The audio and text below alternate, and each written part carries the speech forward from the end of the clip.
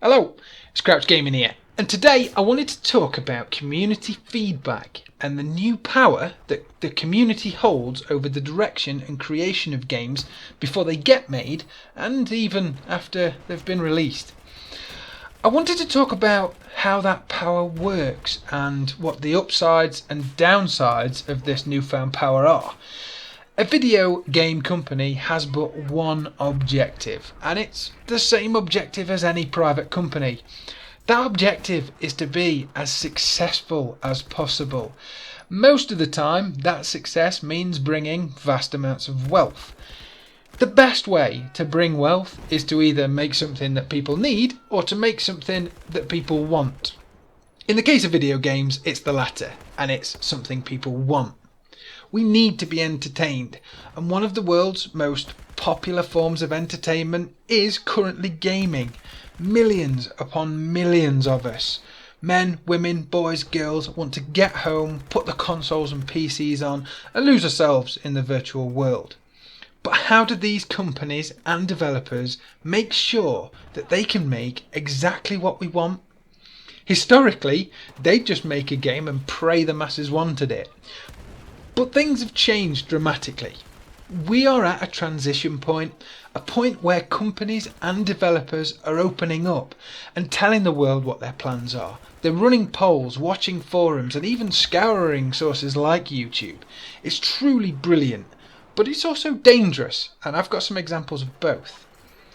Battlefield 4 was saved by EA and DICE opening the door to the community and listening.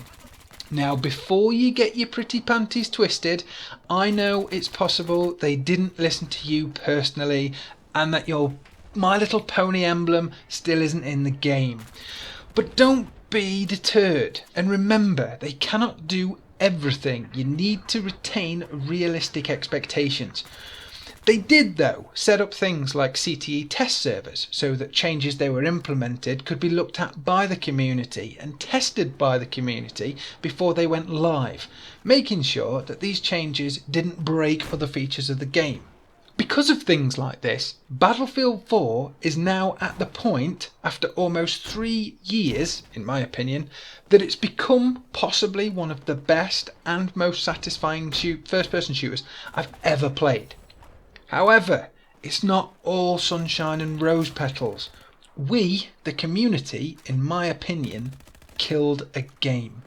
A game was released last year, an amazing concept, something I think many of us could not wait for, something we'd always dreamt of playing for a very long time. It was Star Wars Battlefront.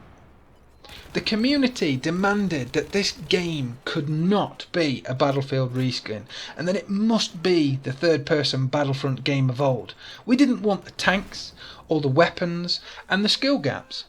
You might be thinking, "Oi, Crouch, I did not ask for that." And whoa, calm down, Poppet. Maybe you didn't ask for that, but it's likely you just told your mate over a headset while you were playing Battlefield 4 together what you wanted.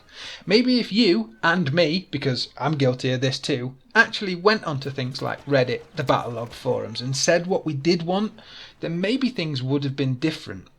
You may not agree that those things are even what the community asked for, but it was. It was to the point where EA's CEO came out to confirm the game was nothing like Battlefield, with a big list of things that they were not going to include to make sure it wouldn't be like Battlefield. And that's the point. We got presented with a list of things that we know made games great were being omitted, and we were happy about it for some reason. As a community, we've complained about the vast majority of single-player campaigns in Battlefield games, to the point where there are massive threads on forums and massively liked videos on YouTube questioning why DICE and EA even still bother with putting single-player campaigns into these multiplayer games. So they left the single-player campaign out of Battlefront. The community then went mad about not having a single-player campaign in Battlefront. Think about that. Community feedback is amazing in concept, but it relies on the entire community saying their piece. You'll often find that the loudest man in the room is the one who knows the least, and the man who struts the streets like he's 10 men is often a spaghetti-armed weedling. It's human nature, which gets intensified by the anonymity of the internet. So how do we make sure we get what we want? Well, it's simple. We tell them. But first, you need to know what you want, and you truly need to understand what you're asking for, and to do that you need to think about it. Don't ask for things that you haven't fully considered. Remember, whatever you ask for may have unintentional circumstances and effects on balance. As an example, chopper pilots from BF4 repeatedly asking for stingers to be removed and servers that ban stingers. That's all well and good for you. But there's another guy who's playing on the ground, another player who, if they cannot counter you as an infantryman, are going to have a terrible experience. Probably because, I don't know, some noob on their team threw their chopper into a lamppost. So your suggestion for balance is that you demolish everybody with no comeback, and that the other person just suffers a horrendous death to little bird cannon fire. And these are the debates that the community should be having, and these are the things that we should discuss, because let's face it, in my personal honest opinion, if Battlefront was a Battlefield 4 style game with all that content and depth, I'd still be playing that right fucking now. So get out there, tell them what you want, embrace the community, and be part of what gets made. Or don't moan when it's made that it's not what you want. They can only know if you tell them. Let me know your thoughts on this in the comments, and hopefully I might see some of you on Reddit and in the forums talking about these kind of things. And remember, as always, try not to be a dick. Other people have different opinions. That's all for now. Have a good day.